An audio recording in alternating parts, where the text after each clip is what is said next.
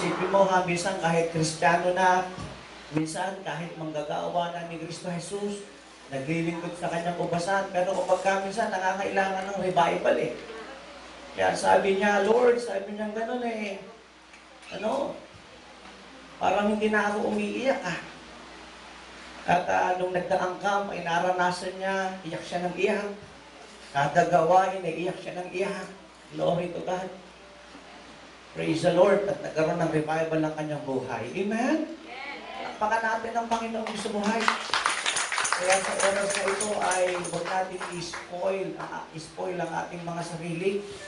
Minsan lang tayo darating sa lugar na ito para mag-camp. Minsan lang tayo magkakaandak ng mga ganitong gawain. Sabi nga ni Sir Tonet ay bihirang-bihira ang mga gawain ito. At nang nagdaang camp, blessed na pala siya sapagkat 3 araw nga naman yung camp. No? At tayo kasi Sir Christian ay sa kanilang pagdalo ay naranasan nila ang kapayapaan ng Panginoon, ang katahimikan ng kaisipan. Amen? Glory to God. Tayong lahat ay saglit na yung bawat namigit, maging lahat ng mga nakikinig at nanonood. Welcome sa ating camp dito sa may San Luis, Pampanga, na pinamagatang One Lord, One Savior, One God. At nakilang bagay ang gagawin ng Diyos sa ating lahat.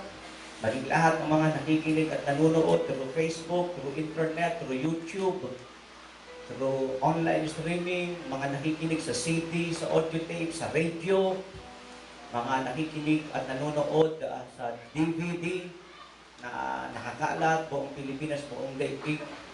At kung paanong ang pagpapala ng Diyos ay nararanasan dito, mararanasan mo rin sa iyong panonood. At kung ikaw ay makakarating ng Pilipinas, sikapin mong pakatalo sa mga ganitong gawain. I-priority mo ito sapagkat higit na mahalaga ang salita ng Diyos. Sabi nga ng Biblia, Matthew 4:4, man shall not live by bread alone, but by every word that proceeded out from the mouth of God. Tayong lahat ay mga tumigit. Pati God, sabik na sabik ang aming puso sa aming mararanasan sa araw na ito. Mas dakila po ang gagawin nyo sa mga araw na ito. Mas higit pang dakila sa mga nagdaang araw ng aming camp meeting, so Lord. Kaya po, Ama, sa oras pong ito, linisin mo ang aming mga puso, panaling hugasan ng dugo na napuso ko sa Kalbaryo.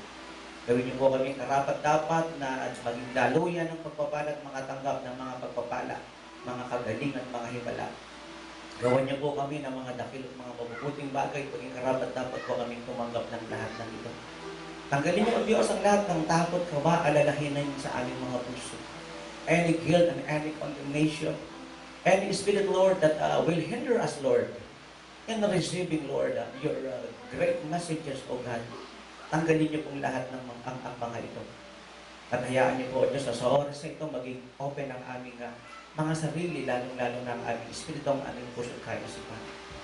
Lord, gagaya po ni Samuel ng Old Testament, Lord, we, your servant, we, your child, is listening right now, Lord. So, Father, speak in your own special way. At alam namin, Ama, higit pa sa aming ini-expect ang gagawin mo. Salamat po, O Diyos, ng marami sa pangalan ni Kristo Jesus. Amen. Palakpakan natin ng malakas ang word. Sa oras na ito ay hindi ko alam kung paano mapaplas sa screen yung mga inano natin. No? Mapaplas ba? Nakikita ba? Kung takpan kaya ng Bandaron Mountain, siguro takpan para. Nakikita ba? Okay. You must be born again. Ito ang ating topic, you must be born again. Napakahalaga nito. Sapagat maraming tao ay hindi nila alam kung ibig sabihin ng born again at hindi nila alam kung ano ang kaligtasan at paano maligtas, kung paano papasok ng langit. At maraming tao ay na born again hindi nila naintindihan ang ibig sabihin ng born again. Saan ba nagsimula ang salitang born again? Makikita natin yan sa John 3:7. Ito po ang sabi sa John 3:7. Ilipat kaya natin itong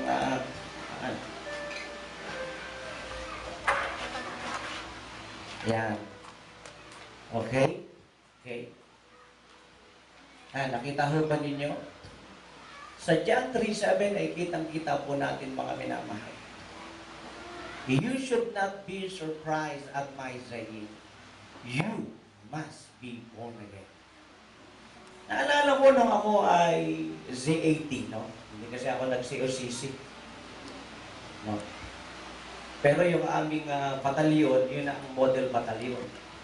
Sapagkat, section 1 ako. Maraming hindi nakakaalam, section 1 ako nung graduate ako ng high school at candidate ako for valedictorian. Kaya lang, since nawala ang Panginoon sa puso ko, hindi po ito biro. Ako po ay section 1 nung high school ako. No? Model batalyon nyo kasi section 1 nga eh. May tao pa po ba dito? Section 1 nga kami. Candidate for valedictorian ako, pero walang nangyari. Ni isang honor, wala akong nakuha. Ni isang medal, wala akong nakuha. Ni isang etc. Ni isang award, wala akong nakuha. Kasi nga, ay kalapit yung makatabi mo kasi nga bawal matulog. Kasi nga ay hindi ako born again. Amen po ba? So pag hindi ka born again, pag wala si Christ sa puso mo, so pa-easy-easy lang ang buhay. No? Kaya sera-sera, whatever will be, will be. Pag sinabi mo nga mass, it is a mass, di ba? Nung ako yung sa 18, naalala ko, pag sinabi mo mass, yung word na mass, M-U-S-T, kaya ibig sabihin yan, dapat, kailangan, amen. Attendance is a mass. Nakuha ninyo? Attendance is a mass. So, ibig sabihin, huwag kang absent. Mula sa bibig mismo ni Jesus Christ. Sa bibig mismo ni Jesus Christ ay nagmula ang salitang John 3:7. Bakit wala yung N? John 3:7. No?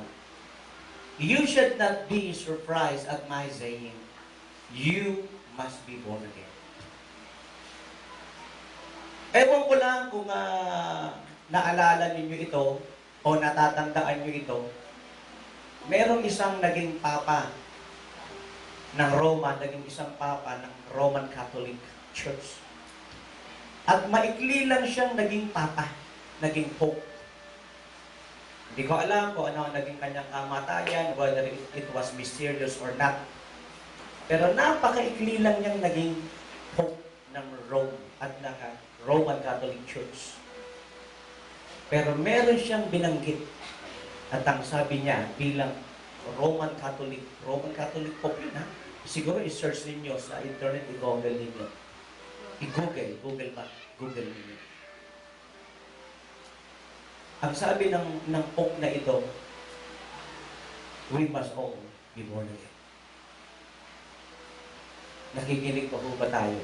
And for your information, maraming hindi nakakaalam nito, but if you would study the church history, napakaraming pari at kinikilalang santo ng Roman Catholic ang naborn again.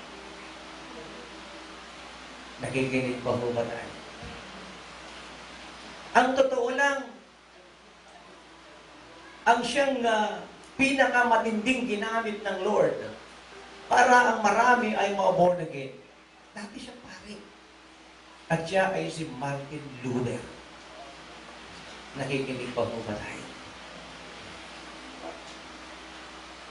At mga minamahal, hindi naman sila nagkamali sa kanilang pagbanggit that we must all born again. At sila ay na-born again.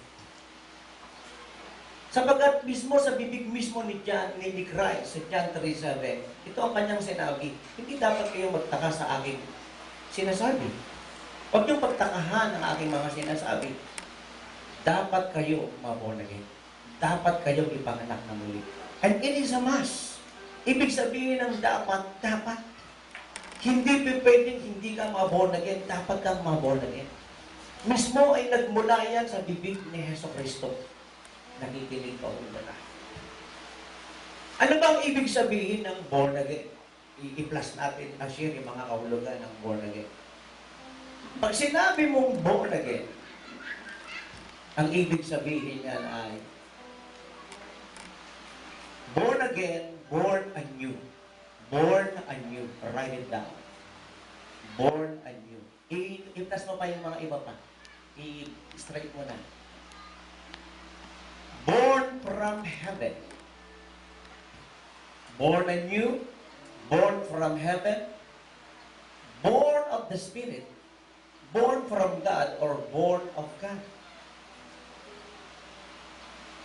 Born from God, born of the Spirit, born from heaven, born anew, born again. Isa lang ang kahulugan niya. Sa Tagalog, isinilang na muli, ipinanganak na muli. At makikita natin sa aklat ng John chapter 3, beginning verse 1, tingnan natin. John chapter 3, beginning verse 1 hanggang verse 8 po yan. Alabigin mo katabi mo, bawal matulog. Now there was a man of the Pharisees named Nicodemus. Noong unang panahon, yung mga Pariseyong iyan, grupo ng religion yan eh. Grupo ng religion yan. The Pharisees, the Sadducees, ano po? The elders, the priests. Sila yung mga religious people nung kapanahonan ni Jesus Christ. Mga religious people yan. Meron silang iba't ibang paniniwala. At para lubusan yung silang makilala, yung mga Bible ninyo, baka merong footnote sa ilalim yan, o meron niyang sa likuran ng mga concordance. Alamin ninyo, itong mga grupong ito, sino-sino ba sila? Amen po ba? Ano po? At isa sa hanay ng mga Pariseyo, na ang pangalan niya ay Nicodemus, a member of the Jewish ruling council. Mataas siya. Ano po? Kabilang siya sa elders, kabilang siya sa priests. Ano po? Kabilang siya roon. Verse 2. Tignan natin yung verse 2. Yan, anong sabi sa verse 2? Pakitaas kaya natin ito saglit, Pastor Michael, saglit na. Pakitaas mo kaya ito saglit na. Sige. Yan. Sige. Yan. Para makita natin ang lulos. Yan. Yan. Sige. Yan. Paano kaya